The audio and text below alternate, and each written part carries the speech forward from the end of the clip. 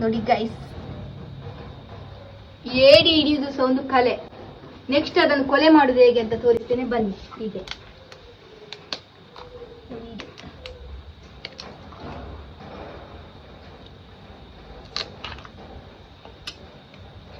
ಆಯ್ತು, ಎಲ್ಲ ಕ್ಲೀನ್ ಮಾಡಿ ನೆಕ್ಸ್ಟ್ ಬರುವ.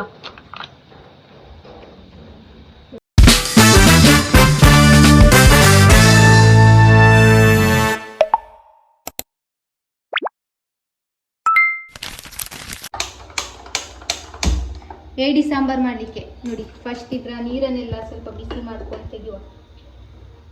ನೀರೆಲ್ಲ ಹೋದ್ಮೇಲೆ ಎಣ್ಣೆ ಹಾಕಿಕೊಳ್ಳುವ. ನಿಮಗೆ ಎಷ್ಟು ಬೇಕಷ್ಟು ಎಣ್ಣೆ ಹಾಕಿಕೊಳ್ಳಿ. ನೆಕ್ಸ್ಟ್ ಸ್ವಲ್ಪ ಎಣ್ಣೆ ಬಿಸಿ ಆಗಲಿ. ಎಣ್ಣೆ ಬಿಸಿ ಆದಮೇಲೆ ಸಾಸಿವೆ ಹಾಕಿಕೊಳ್ಳಿ. ಸಾಸಿವೆ ಎಲ್ಲ ಚಟಪಟ್ ಚಟಪಟ್ ಹೇಳ್ಬೇಕು.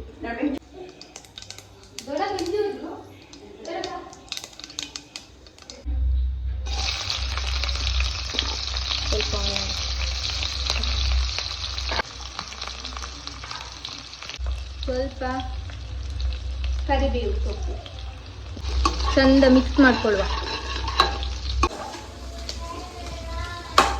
ಚಂದ ಮಿಕ್ಸ್ ಮಾಡ್ಕೊಳ್ಳುವ.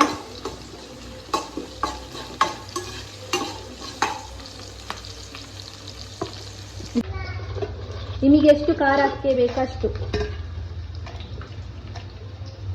ಎಷ್ಟು ಬೇಕಷ್ಟು.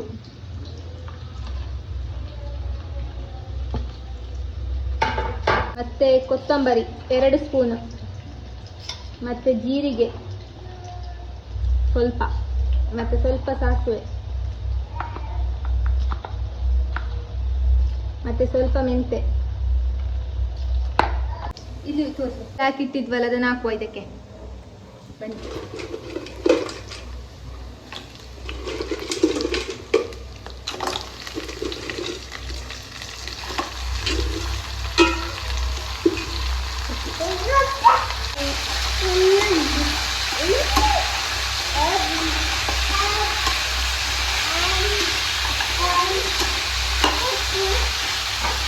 ಇದು ಮಿಕ್ಸ್ ಹುಳಿ, ನಾವಿದು ಕೆತ್ತೆ ಪುಳಿ ಅಂತ ಹೇಳ್ತೇವೆ, ಅದನ್ನು ಹಾಕ್ತಿದ್ದೇವೆ.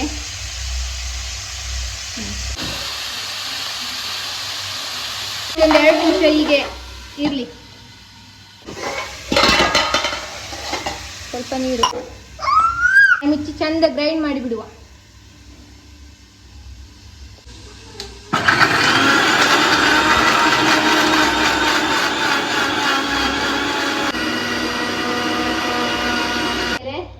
ನಾವು ಕಾಯಿ ನೀರು ತೆಗೆದಿಟ್ಟಿದ್ವಿ, ಅದನ್ನು ಹಾಕ್ತಿದ್ದೇವೆ. ಕಾಯಿ ನೀರು ಹಾಕೋದ್ರಿಂದ ಟೇಸ್ಟ್ ಬರ್ತದೆ ಸಾಂಬಾರ್, ಅದಕ್ಕೋಸ್ಕರ ಟ್ರೈ ಮಾಡಿ. ನೆಕ್ಸ್ಟ್ ಯಾರಾದರೂ ಡೆಂಜಿಗೆ ಕಾಯಿ ನೀರು ಹಾಕದಿದ್ರೆ ಕಾಯಿ ನೀರು ಹಾಕಿ ಟ್ರೈ ಮಾಡಿ. ಕಮೆಂಟ್ ಮಾಡಿ ಹೇಗೆ ಮಾಡಿದ್ದೀರಂತ. ಸ್ವಲ್ಪ ಹಾಗೆ ಚಂದ ಕುದೀತಾ ಉಂಟು. ಇನ್ನೂ ಸ್ವಲ್ಪ ಕುದಿಬೇಕು. ಉಪ್ಪು ಖಾರ ಎಲ್ಲ ಮೊದಲೇ ಹಾಕಿದ್ವಲ್ಲ, ಉಪ್ಪು ಎಲ್ಲ ಅರಶಿನ ಹಾಗೆ.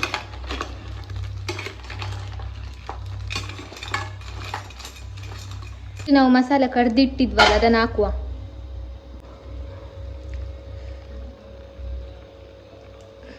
ಮಸಾಲೆ ಎಲ್ಲ ಮಿಕ್ಸ್ ಮಾಡಿ ಒಂದು ಮುಚ್ಚಳ ಹಾಕಿಡಿ. ಒಂದು 10 ನಿಮಿಷ ಬಿಟ್ಟು ನೋಡಿ, ಎಲ್ಲ ಸುಕ್ಕ ಸುಕ್ಕ ಟೈಪ್ ಆಗಬೇಕು. ಅಲ್ಲಿ ತನಕ ಡ್ರೈ ಮಾಡಿ. ಏಡಿ ಸಹ ಬೇಯಬೇಕು, ಮಸಾಲ ಸಹ ಬೇಯಬೇಕು. ಸ್ವಲ್ಪ ತೆಂಗಿನಕಾಯಿ ಮತ್ತು ಬೇವಿನ ಸೊಪ್ಪಕ್ಕೆ ಉರಿರಿ. ಆಮೇಲೆ ನೆಕ್ಸ್ಟ್ ಈ ಸುಕ್ಕಕ್ಕೆ ಹಾಕಿ ಬಿಡಿ. ನೋಡಿ ಹೀಗೆ ಈ ಥರ.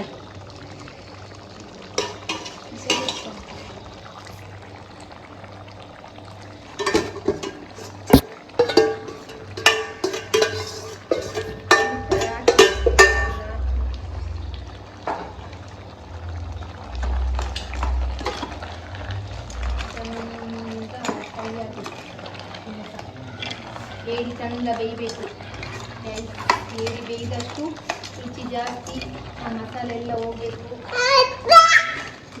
ನನ್ನ ಮಗ ಬೊಡ್ಡ ಹಾಕ್ತಿದ್ದ ನೋಡಿ, ಪರಿಮಳಕ್ಕೆನೆ ಅಮ್ಮ ಒಂದು ಕೊಡು ತುಂಡು ಅಂತ. ಕೊಟ್ಟೆ ಮಗನೇ.